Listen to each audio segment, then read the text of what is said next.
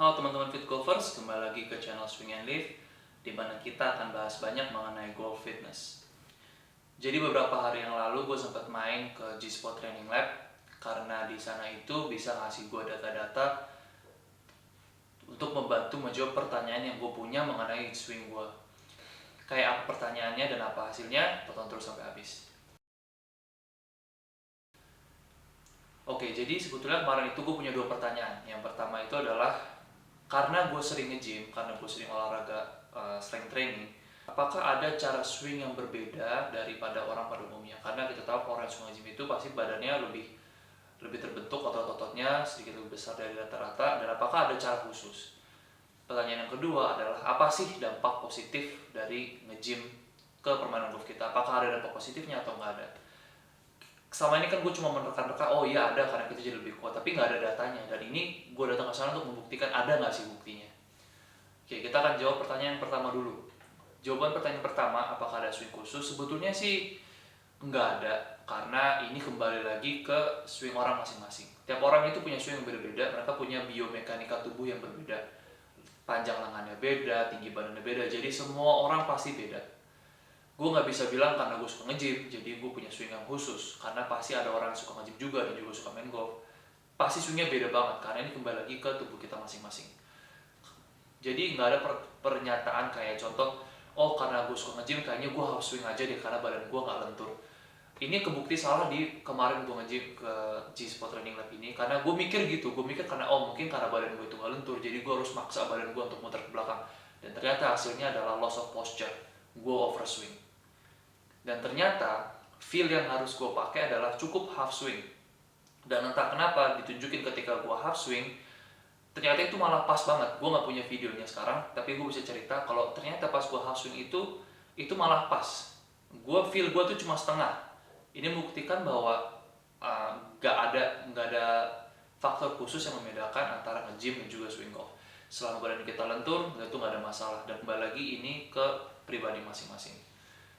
Jadi just swing your swing, lakukan apa yang menurut lo enak, yang menurut lo nyaman, udah lakukan aja, kayak gitu. Nah, pertanyaan yang kedua ini adalah inti dari video ini sebetulnya. Apa sih dampak positif dari nge-gym ke permainan golf kita? Gue cerita dulu, jadi kemarin pas gue datang ini, gue ceritain gue punya pertanyaan dua ini, terus kemudian dibilang ambil stick yang gue paling nyaman, gue ambil 7 iron gue. Jadi kebanyakan swing yang gue pelatih di sana itu 7 iron, dan seperti yang gue bilang kan, karena gue pengen tahu ada swing khusus atau enggak, dan gue tunjukin kalau swing gue itu harusnya seperti ini, seperti itu, yang sesuai dengan badan gue sendiri. Jadi kalau nanti teman-teman main ke sana, pasti akan ditunjukin swing yang sesuai dengan badan teman-teman sendiri. Ini semua kembali lagi ke biomekanika tubuh kita, signature tubuh kita itu seperti apa. Jadi ya, kalau kita lihat datanya, ini data dari pemukul kemarin, pasti ada yang konsisten, itu pasti namanya juga latihan kan, ada yang shank, ada yang toe, ada yang heel grounded, topping, semua kena, gue kena semua itu. Tapi kalau kita lihat, rata-rata pukulan itu di angka sekitar 140, 130, bahkan ada ini sampai 170 juga ada. Jadi kalau misalkan gue tarik kesimpulan itu, rata-rata pukulan gue sekitar 145 meter. Nah, kemudian gue jujur nggak tahu apakah ini adalah pukulan yang cukup jauh untuk 7 iron atau enggak, karena gue cuma tahu pukulan gue sendiri. Kalau gue cari secara online, gue nemu tabel yang bilang bahwa oh iya itu harus masuk kategori long hitter. Ada juga tabel yang bilang bahwa ini adalah pukulan rata-rata. Tapi kalau misalkan gue pakai data dari TrackMan, ini tunjukin memang kalau pukulan gue ini long, jadi memang sedikit lebih jauh dari rata-rata.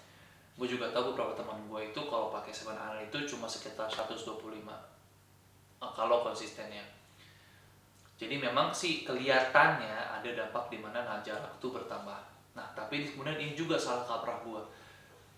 Gue pikir selama ini ketika gue strength training, ketika gue ngelakuin powerlifting, squat, bench, deadlift, dan juga angkat beban lainnya, itu akan berdampak positif ke swing speed gue. Tapi ternyata gue salah besar. Ketika gue latihan kemarin di G-Spot, swing speed gue itu cuma di angka sekian. Angka 70, nggak ada malah nyentuh kepala 8. Yang 80 tuh nggak ada, paling mentok ini 79 sekian. Ini jujur bikin gue kayak kaget gitu. Berarti selama ini gue itu salah kaprah. Gue pikir ketika kita latihan beban, swing speed kita otomatis naik, tapi ternyata enggak. Kesimpulan bisa gue ambil adalah strength dan speed itu adalah dua hal yang berbeda. Kalau kita latih strength, yang kita dapat adalah strength. Kalau kita latih speed, yang kita dapat adalah speed. Gue nanti akan coba bikin video mengenai hal ini. Gue akan gali lebih dalam, gue akan cari artikel-artikel atau penjelasan mengenai kenapa strength dan speed ini berbeda di golf. Nah, tapi kemudian juga kalau menjawab pertanyaan tadi apakah ada positif? Ya, ada. Karena contohnya gue dengan swing speed 70-an, gue bisa mencapai jarak 7 iron yang 145. Katakanlah memang ini di atas rata-rata. Dan ini cuma dengan swing speed 70. Swing speed yang gue bilang pelan. Tapi memang feel-nya itu, waktu gue memukul, itu gue bener-bener berusaha untuk swing dengan secepat mungkin. Yang ternyata cuma hasilnya segini. Ini yang swing speed paling tinggi ini bener-bener gue cepetin. Itu gue udah bilang itu maksimal kecepatan swing speed gue, dan ternyata cuma segini.